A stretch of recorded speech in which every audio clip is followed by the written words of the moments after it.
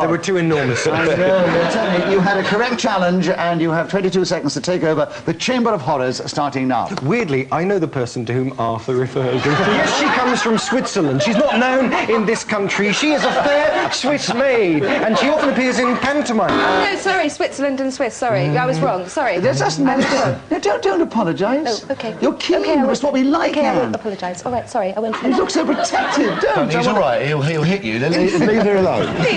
No, but if someone's interrupted, they do gain a point, so Tony, you have another point for that. 11 seconds on the Chamber of Horrors, starting now. A lot of people mistake the House of Lords for a Chamber of Horrors because it's full of corpses, frankly. Let's not beat around the bush. Many of them, their hearts have stopped, but nevertheless, inside, along with the acid bath murderers of Nicholas...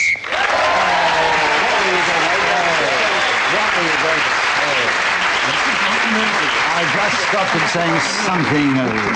Anyway, Tony Slattery was, again, speaking as the whistle went, gained an extra point for doing so, and he's gone back into the lead. Arthur, the subject is alternative uses for Buckingham Palace. Will you tell us something about that in this game, starting now? An immense toilet is the obvious gag that comes to mind and appears to get a laugh, so I'm glad I said it. Another alternative use for Buckingham Palace, or Buck House, as some of us know it, is to palm off a load of cheap trips that are worth nothing for foreign tourists to go around fondling corgis, having a miserable time, putting more money into the bloody Queen's coffers. I'm avoiding taxes to pay for the likes of this. So therefore, I propose that Buckingham Palace be turned into an enormous outhouse in which the nation's homeless can defile themselves in political disgust at the system. Oh, thank God for that.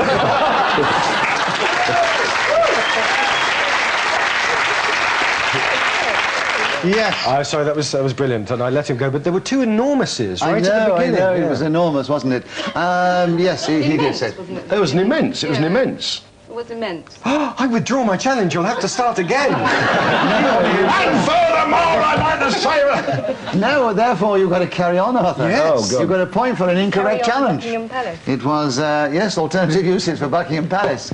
And there are 15 seconds left, starting now. Another alternative use for Buckingham Palace would be shave yourself and make all the little hairs that have come off your face into a tiny little doll's house. That would be very exciting indeed.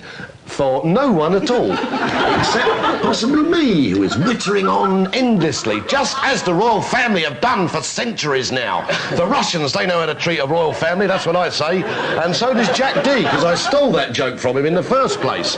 It's funny how long the minutes can last sometimes. As Marcel Proust noted in his memorable book, À la recherche du temps perdu, which goes, Je me réveillais cet été pendant la guerre de l'amour. Alors, c'est là, je sportais une petite complète avec une chemise et une cravate.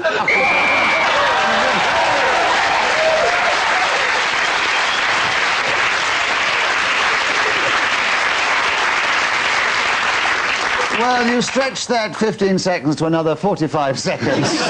And so you actually went for another whole minute after that. So, Arthur, the audience enjoyed it. He gains another point because we were very wicked and let him go on and on. So we give him 2 points for all that. Well done, Arthur. The next round is slightly different. I don't give them a subject. We present them with an object. We present them with an object. Painful-looking object. My goodness, what is that? What they have to do now is to talk about that object. Describe it if they can. They might know what it is, they might not. Let's find out. Graham Norton, would you start? You have 60 seconds as usual. Tell us something about the object, starting now. This object is a jaunty handbag made from an ostrich egg. The owner can retrieve it if they'd like to come down afterwards, because I see there's a little name written on it there, which I can't see from this distance. In this handbag, you could carry such... Arthur, you challenge. A bit of Lady Bracknell, 2 handbags. That's true. Yes, he repeated the word handbag, and he was completely devious because he did not tell us what it was. Arthur, there are 43 seconds for you to tell us something about this object, starting now. It is indisputably true that this object is a love egg.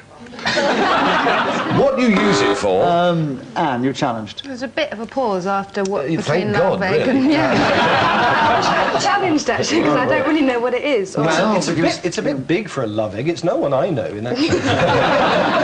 and you still have to talk about it even if you and know the what chain Switzerland. might be a bit tricky too. And you still have to Yes. speak, even if you don't know what it All right, is. then. There are 37 seconds. The object is there, starting now. The object looks rather like a hand grenade, which is a bit odd, and I wish somebody would interrupt me because that's about all I have to say on the subject. Thank you. Graham, Mr. I'm just interrupting to please Anne. Bless you, bless you. So you have a Bless point you. for that, a correct challenge, because she paused and deviated, and the subject is with you. The object is with you. 31 seconds starting now. This is the sort of Easter egg you could use every year, which is very handy for hunts in the back garden, which can be sponsored for charity work, or you could just have it for, hey, hula, the fun of it, with the kids looking under shrubs. I'm sorry, you were going brilliantly, but hey, hula! Anyone could say that. I did. I could say, look at the booty, one. And it would still be gibberish. But I wouldn't challenge you. So what is your... It was deviation from the English language because they were just nonsense syllables strung together. It was also deviation from the subject. Yeah. The object. What object? The object is the subject. Yeah, but I'm talking about the object. What is it? Ah, you can get a bonus point if you get it right. Tony, correct challenge, 12 seconds. The object's there, starting now. This comes from an early and very naff episode of Doctor Who entitled Terror of the Unfrightening Ceramic Things. Yes, with John Pertwee. The world was threatened by these dreadful artifacts as they rained.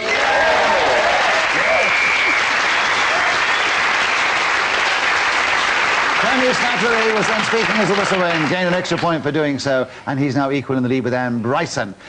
Any one of you can gain a bonus point if you can actually tell me what the object is. You can all have a quick guess, get a bonus point. Has it got rum inside it? No, it's something It's to do something to do with... with the St. Bernard dog. No, it's something to do with royalty. It's a hand warmer. Yes! Yes! It's a Queen Victoria's muff warmer. So it was a love egg after all. That's what I said. No wonder she was always sitting down. That's all right. They may well take it away, yes. Actually, that's what it is on the card in front of me. It would have been more delicate if they'd said Queen Victoria's hand muff warmer. But they didn't. No, it shouldn't. She wasn't. She did have her hands in there as well, did she? Now, that's capacious. I know. And with any luck, I might still be working on television next week. But I may have blown it completely with that last remark of mine. The audience enjoyed it anyway. So with that last point that Tony Slattery got, it put him 1 point in the lead ahead of Anne Bryson.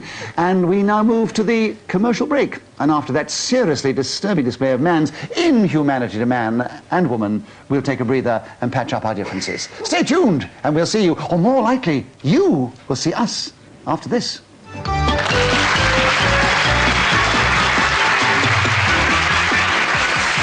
Just a Minute with the Evening Standard.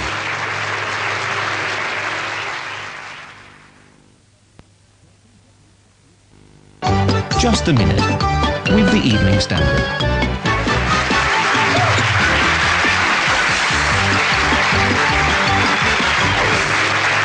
Welcome back to Just a Minute, the game that we literally make up as we go along, except the rules, of course, that I make up. So what should we do next? I'll tell you what we'll do next. We will take a subject from our audience. They will suggest a subject on which they would like one of our panelists to speak. Have we got any ideas, any thoughts? Yes, the gentleman at the back there. Yes, what is your subject, sir? Not tonight, Josephine. That's quite a good one, yes. Is that from memory? What about the lady with long hair? Yes. Stand up, please.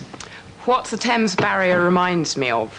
Yes, not bad. A bit intellectual. The lady behind you, yes? What I caught on holiday. Oh, yes, oh, yes. On this side of the audience, yes? Favourite ball games? Ball games. My goodness me, right. Well, Anne, as I'm going to ask you to... so any of those subjects appeal to you? Because I think we should ask you to start. Thanks. Probably what I caught on holiday. Yes, I think so, Fresh all in right. my mind. Fresh in right. All right, Anne, would you take the... begin the subject? What I caught on holiday, 60 seconds, starting now.